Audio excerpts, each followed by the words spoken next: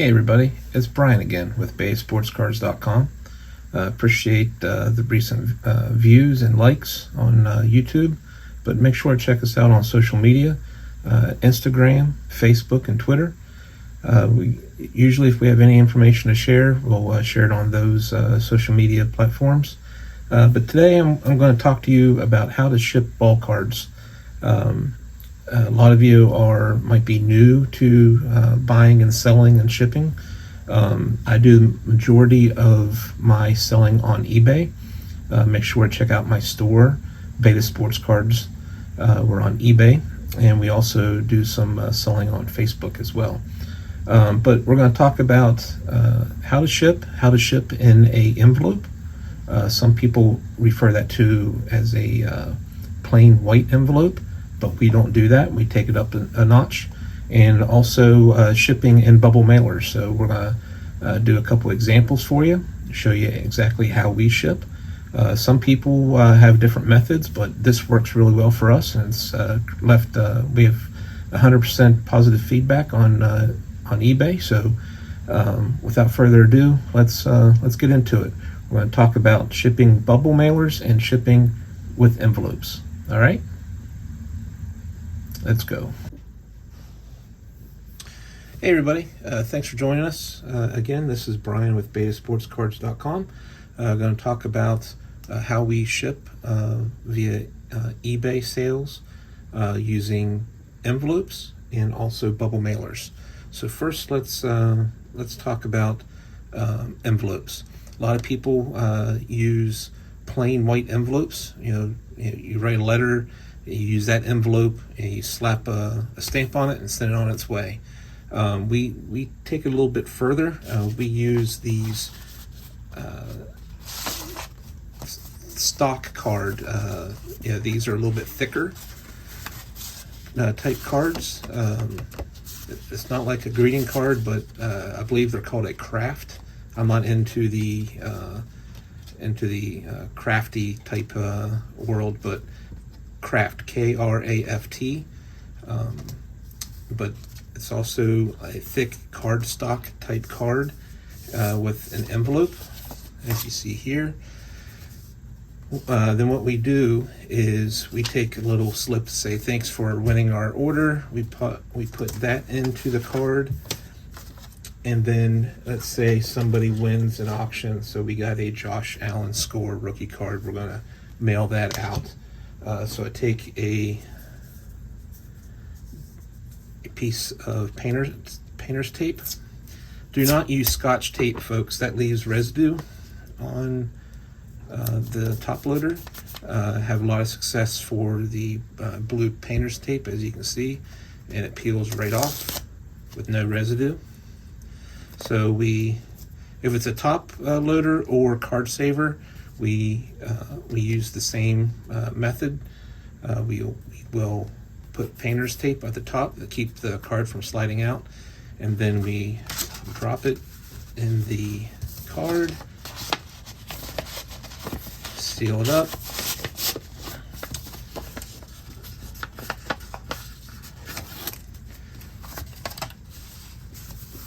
now it's sealed, ready to go. Not exactly ready to go, but close to it. Then we take a piece of tape,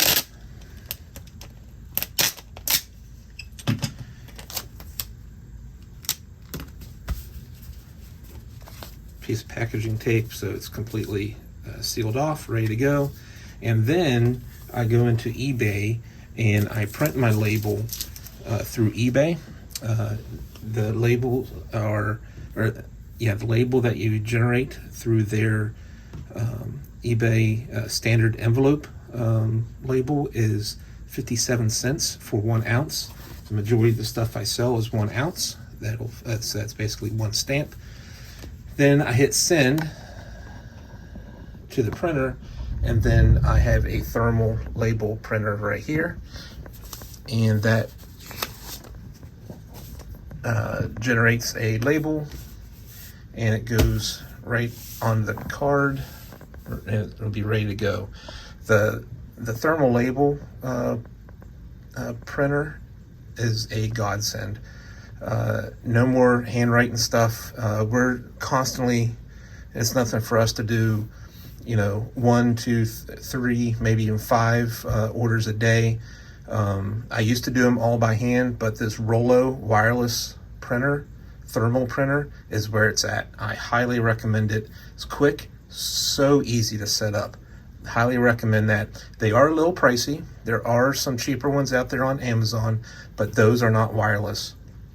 So you can print via your phone, through, if you have an iPhone, you can do AirPrint, or just print from your laptop. 4x6 labels, and I'm telling you, it just saves so much money. So again, cardstock, envelopes and cards, you can get them on Amazon for, I think, like $20 for like 100. All said and done, when you consider tape, the cards, the card saver or top loader, I think I budget like maybe 80 cents, roughly 80 cents to mail one thing out, and that includes the stamp or the label that eBay lets us generate through the thermal printer.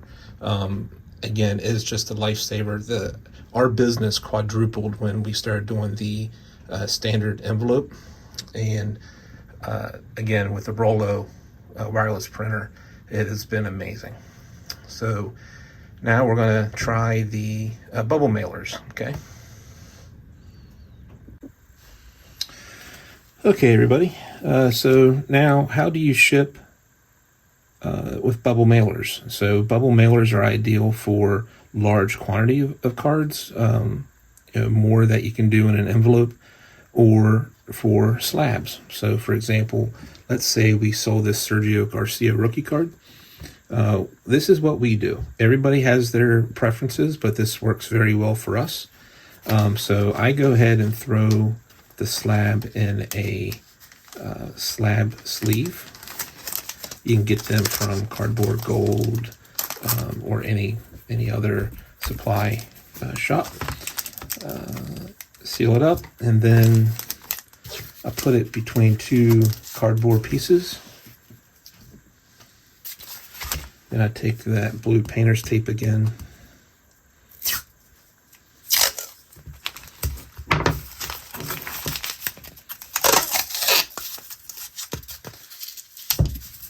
Just tape it so there's no movement on the slab. It's in there tight, good, and well protected. The cardboard's covering all the edges and corners of the slab. And I use the larger kind of bubble mailers. I think this is 6x10, I believe. 7x9, or 6x10, that works fine. I drop it in there. I was using these here. These are 5x7s, and I just find that when you put the top loader with the cardboard in this padded envelope, it is really, really tight. So I prefer not to use those. But I have in the past. But again, I prefer these larger ones. So I simply just slide it in and seal it up. And then again, go to eBay and print your label. I think the average cost for me to ship bubble mailers, it is definitely a lot more money than the stamps. You could probably, I would say, between $4 and $6 for budgeting purposes on how to get your slab shipped. So when you're budgeting or estimating your profits, keep in mind that bubble mailers are definitely more expensive, and you should probably keep in mind $4 to $6 on shipping. So again, that's how we ship things. Pretty simple. Some people take the slabs, wrap them up in bubble wrap, and then put them in the bubble mailer. I don't do that because the bubble mailer is already padded with bubbles. I mean, it's in the name of the type of product. So bubble mailer already has bubbles in it, so I don't wrap it again. The cardboard is very protective. Has worked really well for us. So another thing I forgot to do in this example, but if I do have other slips of cards for our mini business cards, if you will. I do put them in the packages as well. Just kind of hopefully people will remember. Honestly, I probably think they all go into the trash, but still, if anything would help spread your business name out there, these little business cards is probably a good idea. You can make them on your own, as I showed you with the envelope kind. I do have a couple different versions. I have nicer business cards that I ship with are more expensive cards and slabs and larger orders, and then I use the printout ones that I created in my envelope. So that's all I have for you today. Again, this is Brian with betasportscards.com, just talking about how to ship baseball cards or your hobby cards in general. That's all I have for you today. Make sure you hit like and subscribe, and appreciate it. Thanks for the orders, and we'll be talking next time about some new products that we've been trying out. Some new, everybody's used to Cardboard Gold or Ultra Pro, but we're trying a couple different brands out there for you to be considering for top loaders or card saver types. So again, Brian with betasportscards.com. Thanks again. See ya.